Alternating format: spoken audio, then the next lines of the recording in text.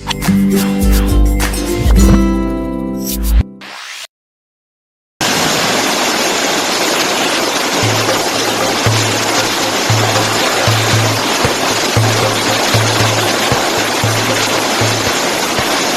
sejarah Islam, kucing memiliki keistimewaan yang sangat luar biasa. Baginda Nabi Muhammad SAW berpesan kepada para sahabatnya di mimbar untuk menyayangi dan menjaga kucing peliharaannya layaknya menyayangi keluarga sendiri. Diceritakan dalam suatu kisah, Nabi Muhammad SAW memiliki seekor kucing yang diberi nama Muza. Suatu saat, dikala Rasulullah hendak mengambil jubahnya, ditemuinya Muza sedang tidur di atas jubahnya. Karena tak ingin mengganggu hewan kesayangannya itu, Rasulullah pun memotong belahan jubah yang ditiduri oleh Muza dan membiarkan kucingnya itu tidur dengan pulas tanpa terganggu sedikit pun. Ketika Nabi Muhammad SAW kembali ke rumah, Muza nampak sudah terbangun dan merunduk sujud kepada majikannya. Sebagai balasannya, Rasulullah pun menyatakan kasih sayangnya dengan mengelus lembut ke badan kucing itu sebanyak 3 kali. Dalam aktivitas lain, setiap kali Rasulullah menerima tamu di rumahnya, Nabi selalu menggendong Muza dan menaruhnya di paha.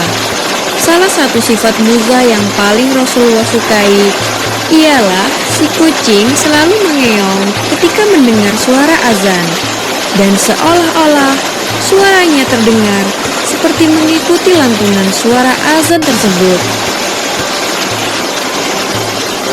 Hukuman bagi mereka yang menyakiti hewan kucing yang lucu ini sangatlah serius. Dalam sebuah hadis Sahih Al-Bukhari, dikisahkan tentang seorang wanita yang tidak pernah memberi makan kucingnya dan tidak pula melepas kucingnya untuk mencari makan sendiri. Nabi Muhammad SAW menjelaskan kepada sahabat bahwa hukuman bagi wanita ini adalah siksa neraka. Tak hanya Nabi, istri Nabi sendiri, Aisyah binti Abu Bakar As-Siddiq, juga amat menyukai kucing dan merasa amat kehilangan dikala ditinggal pergi oleh si kucing.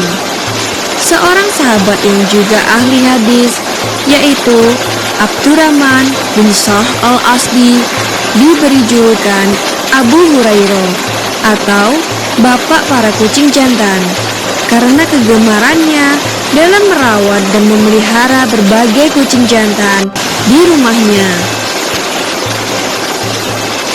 Seorang sufi ternama bernama Ibnu Bashar yang hidup pada abad ke-10 Hijriah bercerita, suatu saat ia dan sahabat-sahabatnya sedang duduk santai melepas lelah di atas atap masjid kota Kairo sambil menikmati makan malam. Ketika seekor kucing melewatinya, Ibnu Bashar memberi sepotong daging kepada kucing itu. Namun tak lama kemudian, kucing itu kembali lagi.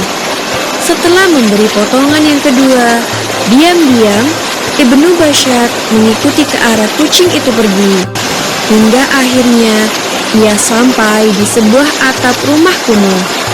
Dan didapatinya, si kucing tadi sedang menyodorkan sepotong daging yang diberikan oleh Ibnu Bashar kepada kucing lain yang buta kedua matanya.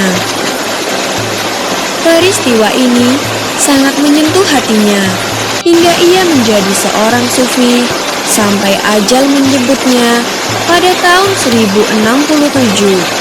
Selain itu, kaum sufi juga percaya bahwa denturan nafas kucing memiliki irama yang sama dengan zikir kalimah Allah.